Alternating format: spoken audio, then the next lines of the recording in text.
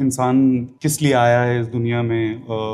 मैं शुरू से ये मानता था, हम सब आपस में भाई ये सब मानते थे कि एक दूसरे की मदद करने के लिए आया। जीवन ये है, इस दुनिया में सबको सत्य सुनने का जितना इच्छा है, लेकिन जब सत्य बोलो तो रिश्ते दूर होते रहते हैं, प्यार दूर हो जाता है। लेकिन सत्य की चाह उतनी है, लेकिन सत्य बोलते ही सब हट जाता है। ऐसा जैसे किसी ने श्राप दे दिया और खत्म हो जाता है इंसान। वो ना कर्म कर पाता है, ना अपना काम कर पाता है। थोड़ा सा अगर वो मजबूत हृदय रहे तो सत्य भगवान है, उसका साथ वो केवल भगवान देते हैं। संसार असत्य में लगा हुआ है, इसलिए यदि सत्य में चलोगे तो तुम्हारा पक्ष कोई लेने वाला नहीं मिलेगा, लेकिन वो पक्ष लेगा जिसके पक्ष लेने मात्र से सब पक्षपाती बन जाएंगे। जा पर कृपा राम की हुई, ता पर कृपा करे सब कोई। हाँ, थोड़ा सा व्यवहार में आपको कटुता मिलेगी, सत्य बोलना, सत्य चलना, लेकिन वो परमात्मा जब प्रसन्न हो जाएगा तो सब आपको नमन करेंगे, क्योंकि सत्य को कहीं न कहीं आदर दिया जा रहा है। नहीं, यहाँ लोग क्यों आते हैं? एक विचार करो, सत्य के लिए ही तो आते हैं ना। संत महात्मा जो भी